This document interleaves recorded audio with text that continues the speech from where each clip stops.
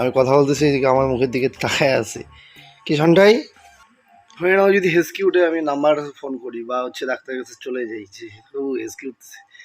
আরে সেরকম ব্যাপার না, শুধু খেয়াল রাখবা যে মানে খাওয়ার পরে ঢেকুরটা তোলাবা, এটা মোস্ট ইম্পর্টেন্ট। যে খেয়াল রাখার মধ্যে 1 নাম্বার হচ্ছে খাওয়া দাওয়ার পরে ঢেকুরটা তোলাতে হবে। আর দ্বিতীয় কথা হচ্ছে পায়খানা পেশাব কীরকম করছে এটা খেয়াল রাখতে হবে। সব কিছুই ওর খেয়াল রাখতে হবে, কিন্তু এই কয়েকটা হচ্ছে মোস্ট ইম্পর্টেন্ট। তো আর বাকি নিয়ে এত চিন্তা করতে হবে না। তারপর আমার মনে হয় যে ও কালকে তো ড্রেসিং করতে আসেনি ডাক্তার, তো আজ কালকেই আমি টের পেয়ে গেছি যে না, আগের থেকে জিনিসটা ছোটো হয়ে যাচ্ছে, মানে ফোটোটা ছিল ওটা ভিতর থেকে আস্তে আস্তে উঠে আসছে, বন্ধ হতে হতে হতে। তাই আমি বুঝে গেছি যে যাক, বাঁচা গেলো, এতদিন পরে আস্তে আস্তে জিনিসটা ঠিক হচ্ছে। জায়গাটা তো সব জায়গায় কাটা, জায়গাটা পুরোটাই শুকিয়ে গেছে। তো মনের মধ্যে ভয় ছিল যে আবার ওই ফাঁকা জায়গাটার মধ্যে আবার সেলাই করতে লাগবে নাকি একটা। তো তিনবার একটা মানুষকে সেলাই করা মানে বুঝতেই পারছো কতটা। একটা কথা কি, মানে কম খাও, 1-2 বেলা কম খাও বা আহ, হচ্ছে সাদামাটা খাওয়া দাওয়া করো, কিন্তু তাও শান্তিতে ঘুমানো যায়।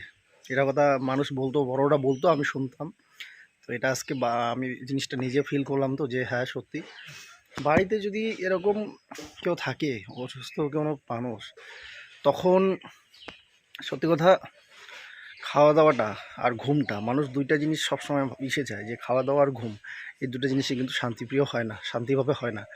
সবসময় একটা চিন্তা মাথায় থেকেই যায়, এখনও আছে কিন্তু পরিমাণে অনেক কম।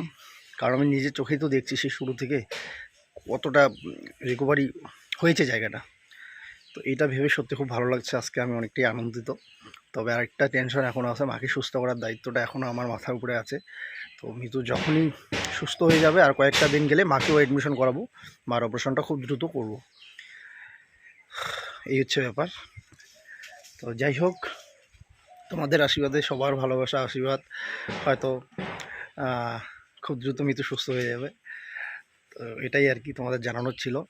আর বিগত কয়েক মাস ধরে ব্লগে, বিশেষ করে 1 মাস কন্টিনিউ, তো আমি ব্লগে ভয়েস দেওয়া থেকে শুরু করে ব্লগে আমি আসা, সব কিছু আমি করছি। মিতুকে তোমরা মিস করছো জানো, আগের মতো করে ও ব্লগে আসতে পারছে না, ওরও খারাপ লাগছে, আমি জানি তোমরাও অনেকটা ওকে মিস করো, কিন্তু কিছু কি করব বলো, ও তো ওইভাবে ভিডিওতে আসতে পারে না, কথা বলতে পারবে না, এত কন্টিনিউ এইভাবে ভয়েস দিতেও পারবে না, আর এইভাবে ব্লগ করতেও পারবে না।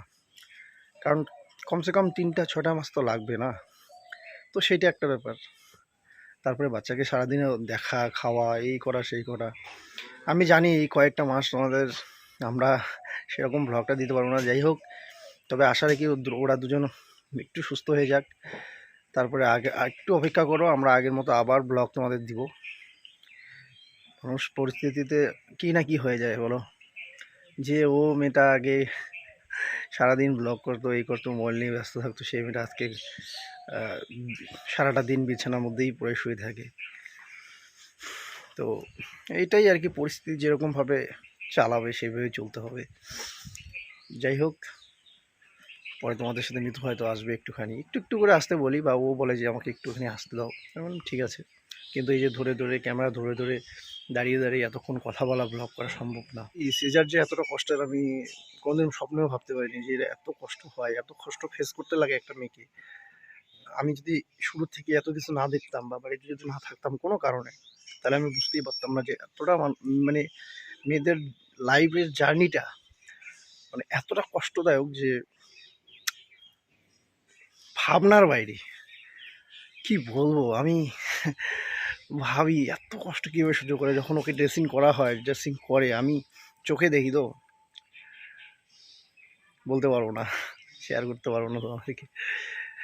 ও হয়তো ওর ব্যথা লাগে, হয়তো ব্যথাটা বুঝতে দেয় না, কারণ বাচ্চা শুয়ে থাকে সামনে। আর ডাক্তারবাবু কেমন রাগ হবে বা ধৈর্যহারা হয়ে যাবে ডাক্তারবাবু, তাই বুঝতে দেয় না, কিন্তু আমি বুঝতে পারি। তো চলো, এখন তো মোটামুটি ঠিকঠাকের দিকে আসছে। তো হঠাৎ করে চলে আসছে একটা পুচকু শোনার জন্য গিফট, আর এটা কিন্তু আমি অর্ডার করেছিলাম। তো হট করে ফোন, মিতুর মোবাইলেই ফোন, কারণ মিতুর মোবাইল দিয়ে অর্ডার দেওয়া হয় সবসময়। তো ও জানে না আমি যেটা অর্ডার দিচ্ছি এটা হচ্ছে আমাদের পুচকু শোনার জন্য আরেকটা গিফট নিয়ে আসছি। আমি পছন্দ, মানে সেদিন মোবাইল ঘাঁটতে ঘাঁটতে এবং স্ক্রল করতে করতে হঠাৎ করে দেখি যে ওয়াও, এটা দারুণ, এটা কিউট একটা জিনিস। তো আর কেন নিলাম সেটাও তোমাদেরকে পরে বলছি। আর তবে তোমরা আইডিয়া করো যে এটা কী হতে পারে, মানে দারুণ একটা জিনিস, তোমরা দেখলে আশা করি তোমাদের ভালো লাগবে এবং খুব খুব তোমরা খুশি হবে। কিন্তু এদিকে মিতু আমার গিন্নি কিন্তু আমাকে বকা দিচ্ছে যে হ্যাঁ তুমি টাকা পয়সা এভাবে ইসে করছো, আমাকে বলছো না, আমাকে একবারও বললে না, তুমি যে গিফট নিয়ে আসলে। তাই আমি বললাম আরে দেখো ছেলেটা আমারও, তো আমারও কিছু পছন্দের ব্যাপার থাকে, তো আমি দেখতে দেখতে হঠাৎ কেন জানি আমার ভালো লেগে গেলো, তাই এই জন্যে এই গিফটটা আমার পুচকু শোনার জন্য এনেছিলাম। কয় কি ঠিকই আছে কিন্তু আমাকে তো একবার বলতা। তাই বললাম না এটাও তোমার জন্য সারপ্রাইজ আর কি, পুচকু শোনার সাথে সাথে। তো যাই হোক ফাইনালি এটা বের করছি, দেখো এটা হচ্ছে একটা মশারি টাইপের এবং নিচটা একটু গদি টাইপের এবং ভিতরটা একটু সাজানো টাইপের, সাজানো গোছানো।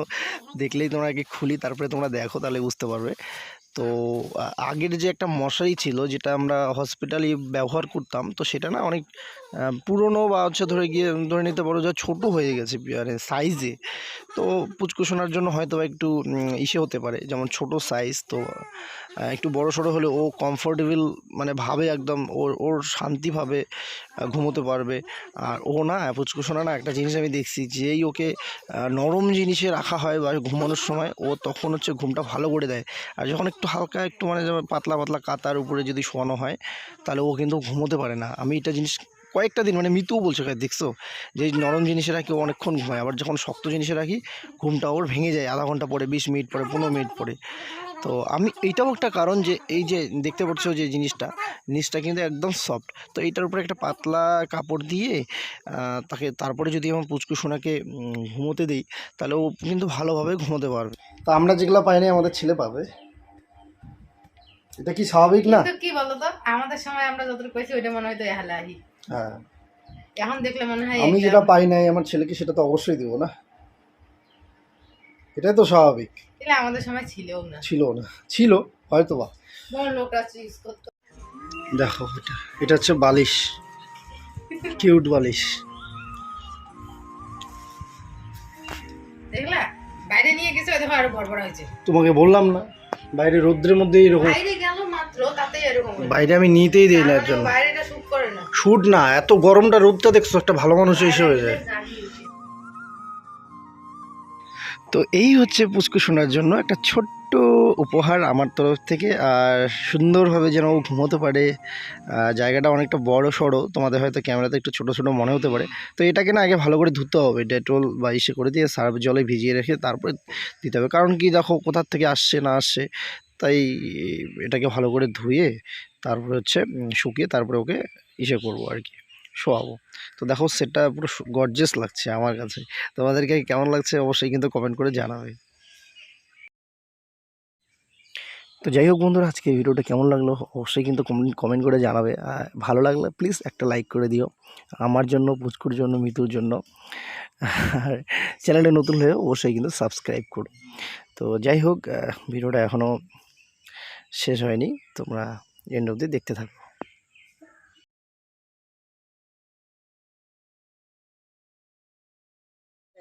কি আনছি দেখো তোমার জন্য পাপা।